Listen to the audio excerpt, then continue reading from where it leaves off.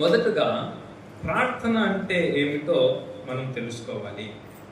ప్రార్థన అనగా మనము దేవునితో మాట్లాడటం. మనము దేవునితో మాట్లాడటమే ప్రార్థన. మనం దేవునితో మాట్లాడడానికి కొంతమంది రికమెండేషన్లు అనేవి పెట్టుకుంటూ ఉంటాం.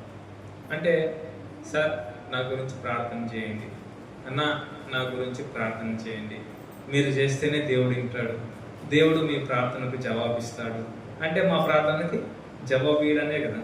ఇప్పుడు ఆయన చేసినా వింటాడు, నీవు చేసినా వింటాడు. అయితే మనము చేసే దానిలో యథార్థత ఉండాలి, చేసే విధానంలో భక్తి అనేది ఉండాలి. మనం ఎవరికి చేస్తున్నామో కూడా తెలిసి ఉండాలి.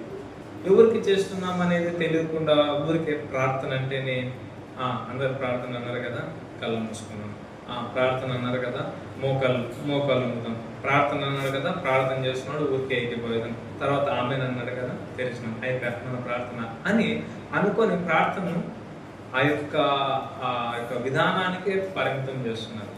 ప్రార్థన అనగా మనము దేవునితో మాట్లాడడం. మనము దేవునితో మాట్లాడడానికి ఎలాంటి సమయము కానీ, సందర్భము కానీ, లేకపోతే ఎలాంటి విధము కానీ ఏం అవసరం లేదు. మన బిడ్డతో లేదా మన భర్తతో, మన భార్యతో మనం మాట్లాడాలనుకున్నప్పుడు సమయాన్ని చూస్తామా, లేకపోతే సందర్భాన్ని చూస్తామా, ఉన్నటువంటి ప్లేస్ను చూస్తామా, ప్రేమను చూస్తామా? చెప్పాలి. మీరు కొంచెం సమాధానం చెప్తే నాకు కూడా మంచి చూపు వస్తుంది. చెప్పే ప్రేమను చూస్తాం. అంటే నేను ఎప్పుడు మాట్లాడినా నా భర్త కానీ, నా భార్య కానీ, నా పిల్లలు కానీ నాతో మాట్లాడతారు.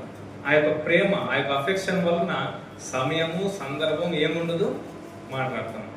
మనము కూడా ప్రార్థనగా దేవునితో మాట్లాడటం. దేవునితో మాట్లాడడానికి మనకి ఏ విధమైనటువంటి నియమ నిబంధనలు అనేవి ఏమీ లేవు, కేవలం ప్రేమ. దేవుని పైన మనకు నిజంగా ప్రేమ ఉంటే మనం దేవునితో మాట్లాడడానికి ఇష్టపడతాం. దేవుని పైన ప్రేమ లేకపోతే మనం మాట్లాడడానికి ఇష్టపడము.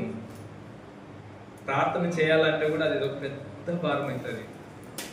కుటుంబ ప్రార్థన చేయాలంటే భారం అవుతుంది, మందిరానికి రావాలంటే భారం అవుతుంది, వాక్యం చదవాలంటే భారం అవుతుంది. అదే దేవుని పైన ప్రేమ కలిగి ఉంటే ప్రార్థన చేయడానికి, వాక్యం చదవడానికి, మందిరానికి రావడానికి, వీటన్నిటిపైన మనము ఉత్సాహంగా వస్తాము. దేవునితో మాట్లాడడానికి ఇష్టపడతాము. మనం బలవంతంగా వస్తున్నామంటే ప్రభు పైన ఇష్టం లేనట్లే. దేవుడంటే ఇష్టం లేని అర్పణలు కానీ, దేవుడంటే ఇష్టం లేని ప్రార్థనలు కానీ ఆయన అంగీకరించడు. ఆయన దగ్గరకు వచ్చేటువంటి వారిని ఆయన ఎంత మాత్రం త్రోసివేయడు. కానీ ఆయన దగ్గరకు వచ్చేటువంటి వారితో ఆయన ప్రేమగా ఉండాలని, వారు ఆయనతో ప్రేమగా ఉండాలని ఇష్టపడుతున్నారు. వారు ప్రేమగా నా దగ్గరకు వచ్చి నా దగ్గర విచారణ చేసి వారు నన్ను అడిగినట్లయితే వారికి నేను అదే ప్రేమగా ఇవ్వడానికి సిద్ధంగా ఉన్నాను అంటారు. నీలో ప్రేమ లేకుండా ఏదో అడగలనా, చేయాలనా అని అవిశ్వాసం పెట్టుకుని వచ్చి నువ్వు అడిగితే ఆయన చేయడానికి ఇష్టపడతాడు.